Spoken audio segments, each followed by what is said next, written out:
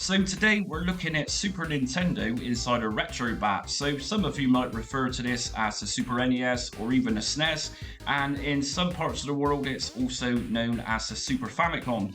So it's very unlikely most of my subscribers or passers-by wouldn't know what this is, but I'll give you a brief rundown. It's a 16-bit console, and here in the UK it released in 1992 and finally, surprisingly, actually discontinued in the UK in 2005.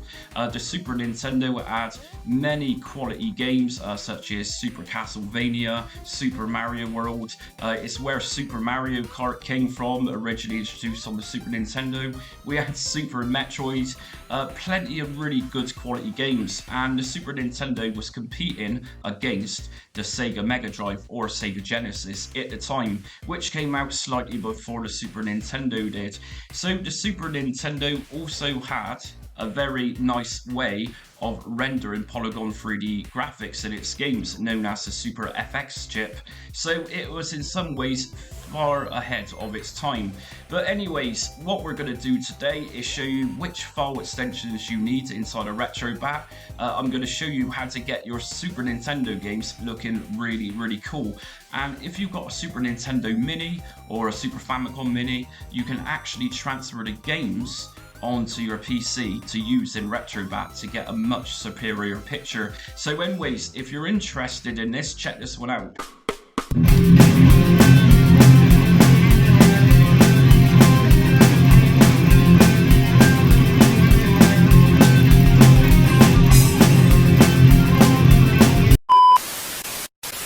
Okay, first things first, like I always say, hit notifications, subscribe and like so you don't miss any upcoming Retrobat videos that I upload. And just to remind you that I'm uploading a Retrobat setup guide every day until this Sunday. So if you're into Retrobat and you want to know the basics, check out my playlist as well. I've got a ton of different setup guides in there. So what we're going to do first then to get you started with Super Nintendo through Retrobat is simply go to your Retrobat shortcut or wherever that's located on your computer, right click on that shortcut and open file location. If you don't have a shortcut, then just simply go to where it's been installed. So what we're going to do first then is open up the BAT GUI, which is BAT Graphical User Interface, and this is a really cool system just here where we can do lots of things for Retrobat. But the one we're going to be using here for this setup guide is a system list. And at the top here, we're going to find system. Now, if you don't find this, I'm always going to say this, and I'm sorry to my regular viewers, but if you don't see this, you're going to need to install something like Visual C++ or DirectX. And that's likely going to sort that out, but you can find out how to do that in my fully comprehensive Retrobat setup guide. Anyways, we're going to drag this down and we're going to find Snes. And here we go. So there's another one here, Snes MSU1. We don't need that one for now, we need Snes. We don't have Famicom listed, I'm afraid to say, but under our extensions just here, this is how our games should be. So we got .smsc, .fig, .sfc, .gd3, .gd7, .dx2, so on, even .zip files, which is the way I'm going to be showing you this setup guide today. And since Super Nintendo was pretty much one of the oldest systems to be emulated, going back to the 90s, we got a massive selection here of Retroarch libretto cores to use. So one of the oldest ones here to be using is the Snes 9X, which is a superb core as well as a standalone emulator. It's probably the oldest out of all of these just here. So we know which file extensions we need. If we just back out of here and close BAT GUI now, we're going to go into the ROMs folder inside a Retrobat directory and just scroll this down and we're going to find Snes again. And there we go. So just remember, not Snes MSU, just the Snes folder. And what I'm going to do as a part of this video is do some gameplay, I'm going to do some visual enhancements, and also show you which games I grew up on and games I've got in my collection. So my games, like I just said, are in .zip. So I'm going to just drag those into that Snes ROM folder, and that's it. So we don't need any BIOS files for this, so let's just go inside a Retrobat. Okay, and once we're inside Retrobat, we're going to find Super Nintendo up here with Super Mario All-Stars in the background there. And this is Artflix, by the way. This is the theme I'm using. If you're interested in changing your theme, check out my themes video in my Retrobat playlist. So we're going to go inside Super Nintendo, and here's my games. So we're going to scrape some artwork and some preview videos for this. So I'm going to go to main menu, and if I just go down to Scraper and Scrape Now, this shouldn't take too long at all.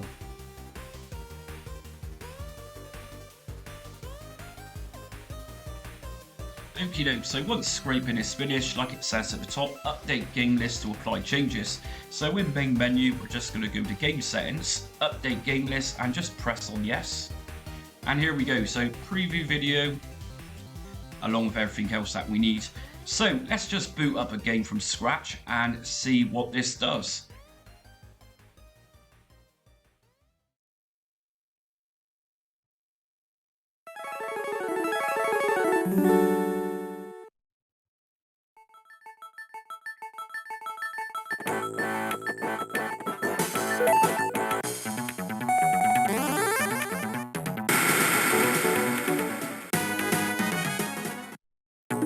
Round one, fight!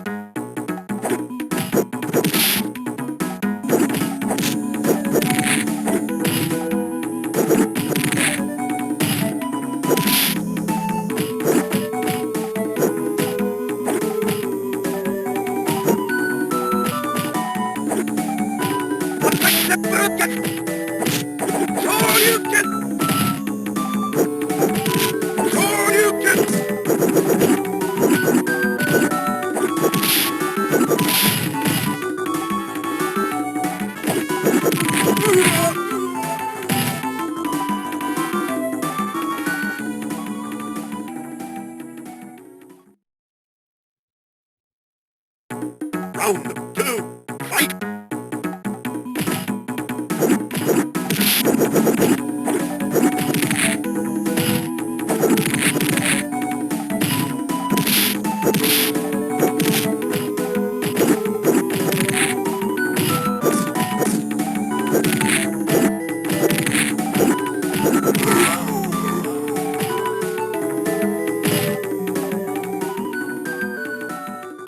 So yeah, I used to be a pro with this game, but yeah, okay. So okay, so that's Street Fighter 2. And as we can see on the sides of the gameplay, we got what's called decorations.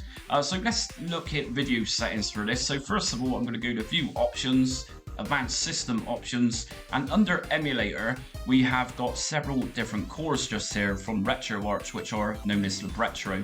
Okay, so Snes 9X, like I said at the start of the video, is probably the oldest emulator around for Super Nintendo, one of them that is. So if I click on Snes 9X, and if I open up a game again, so let's go for Street Fighter 2 again. Now this one needs to be installed, and I recommend installing Snes 9X. It's a great system, and we're going to press yes.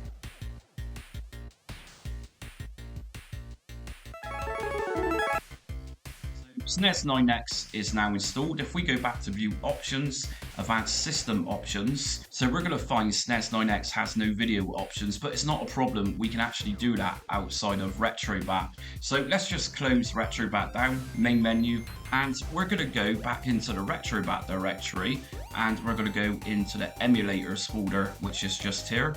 And in this folder, you're going to find Snes 9X. And here it is. So we need to open up the .exe, and we can change the video settings here. We're going to go to video to do this, and from video we can go down to display configuration, and first of all I'm going to just put this onto full screen, and we can apply integer scaling, which is going to clean up some pixelation if that's what you want to do. Well, some of you might be more into the pixelated look. Personally, I quite like the look of not so much pixelation these days. So if that's what you want, just check integer scaling, and VSync also should be checked. This is going to reduce any screen tear, so just make sure that one's checked. Now under output image processing, we got a lot of different options here. For example, we can add scan lines to our games, and we got lots of different filters here to enhance the look of our games. 2x BRZ is also a good one. It's simply a case of just experimenting with what you want. I'm going to put this one onto scan lines, and I'm going to boot up a game in a minute using the Snes 9X emulator. Okay, whilst we're inside of Snes 9X, we're also going to need to configure our controller. So to do this, what we're going to do is just go to Input, Configuration, and then it's just a simple case of mapping out your controller. So just double left click on each one of these just here, which represents the Super Nintendo buttons. Just correspond that with the buttons on your controller. So example, up should be up on your D-pad, left is left on your D-pad, and so on. So do everything just there, and just make sure controller is set to joypad 1. And then once you've done that, press OK. Now, just a minute ago, I did mention enabling full screen. So if you can't get out of here and you just got a black screen, then just press escape on your keyboard, go to file. Okay, so we've got all those settings now in place, including the scan lines. So let's reopen Retrobat and see if those settings are actually going to work. Okay, back in the Super Nintendo, and I'm going to open up Street Fighter 2 once more and just make sure that Snes 9X is enabled. Here we go. So emulator Snes 9X. Now when we open this, we should now have scan lines in everything else that we configured inside the Snes 9X emulator. And here we go, scan lines.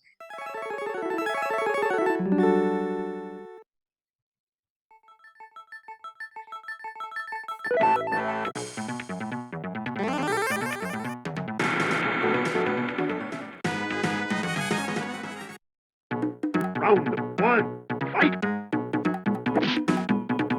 And as you just seen, it's not entirely a full screen, so let's just head back emulator again. So back down to emulators, and once again we're going to go back down to Snes 9X. If we open this up, if we go back to video, we're going to go back down to display configuration, and if we uncheck integer scaling just here, and also maintain aspect ratio, we're going to drop this to 4:3. Just OK out of here, file, and let's go back into Retrobat again. Okay, Super Nintendo, and let's very quickly open up Street Fighter again. And here you go, you've got a larger picture now.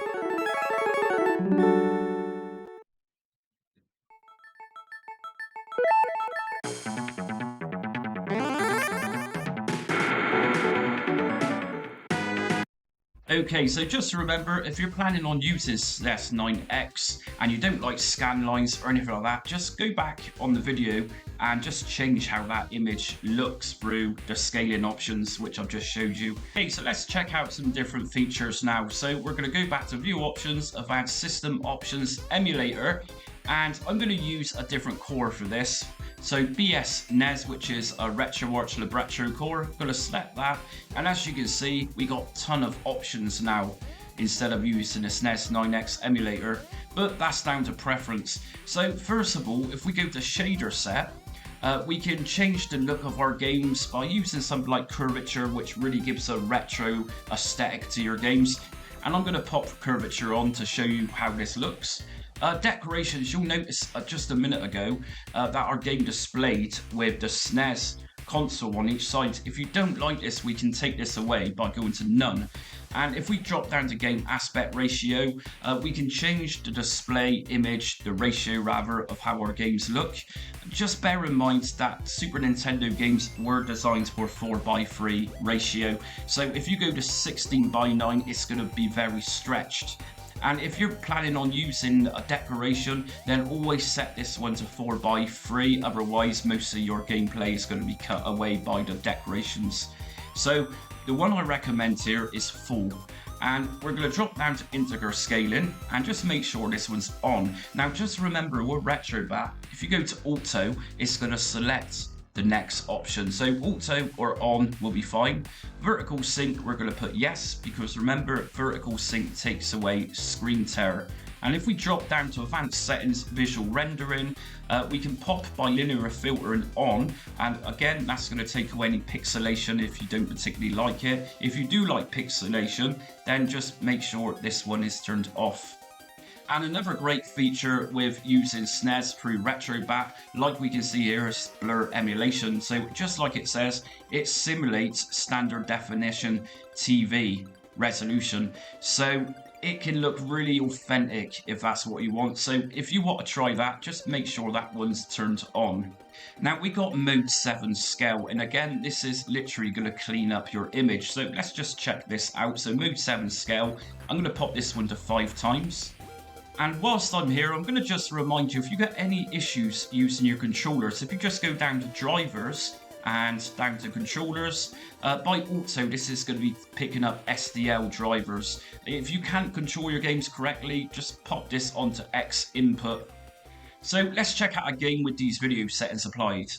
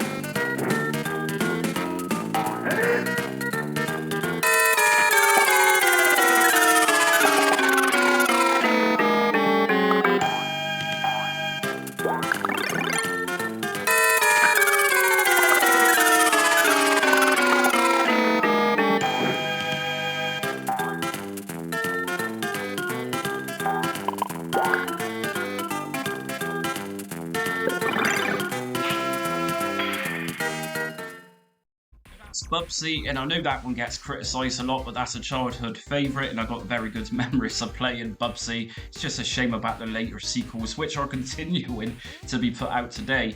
So as you can see just there, that's using the curvature shader set. Some of you might like that look, some of you might not. Normally, I do recommend just experimenting with shader sets, and it'll be surprising which effect we get from these. Generally, I personally go for enhanced. So let's check out another childhood favourite, that is the Magical Quest starring Mickey Mouse.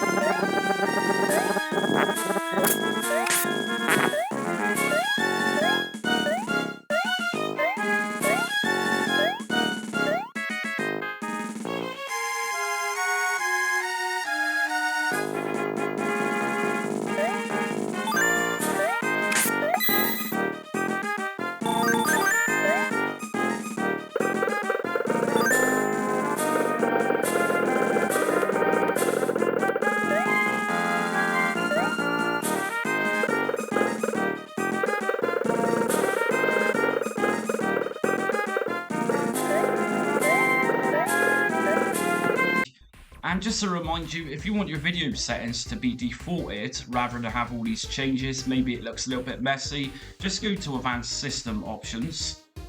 And it's literally just a case of putting everything back to auto. So decorations also need this one to auto. And whilst we're under decorations, let me just remind you that although we got the Super Nintendo default unglazed decoration there, we've actually got different decorations here to use. And I'm going to just put the decorations back to something a bit more simple. We're going to use Ambience Game Room and check this one out. Just remember, if you're going to be using decorations, just make sure your game aspect ratio is put on 4:3. Otherwise, all your gameplay images mainly going to be taken away from the aesthetics on the side.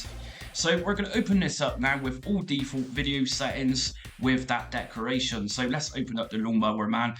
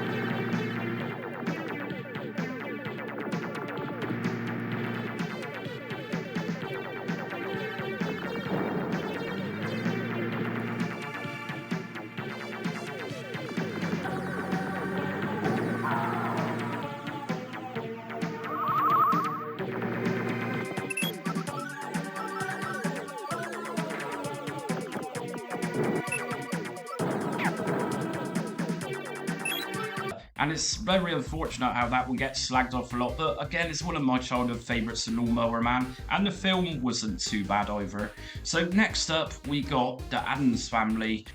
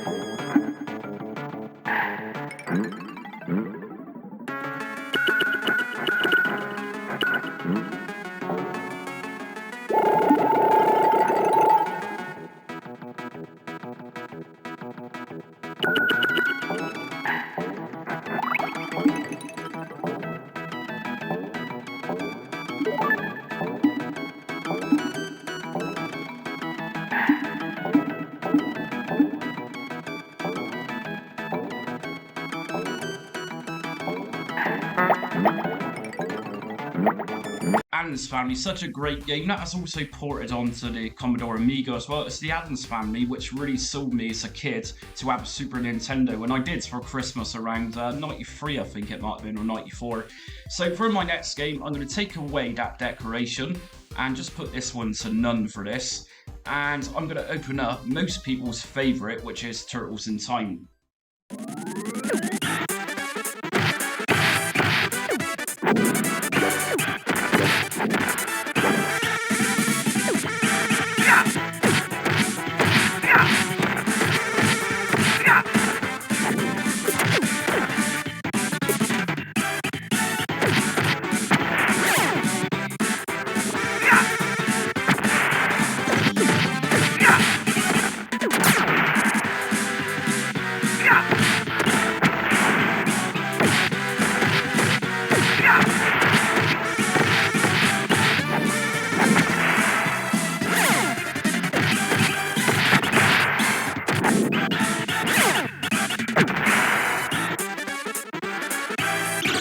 Pizza time.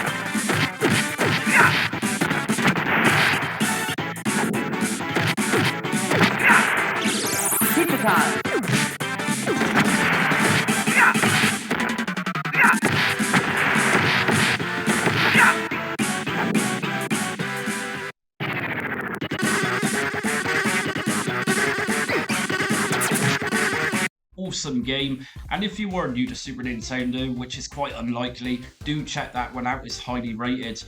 Next up, I'm going to recommend Super Double Dragon.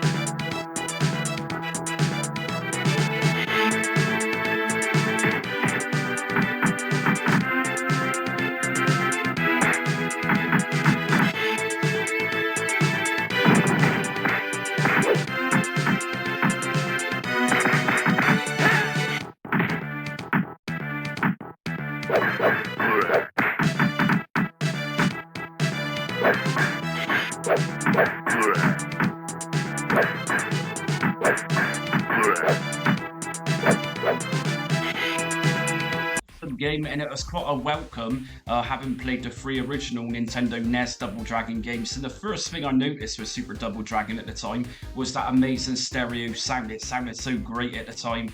So next up we got Super Castlevania IV.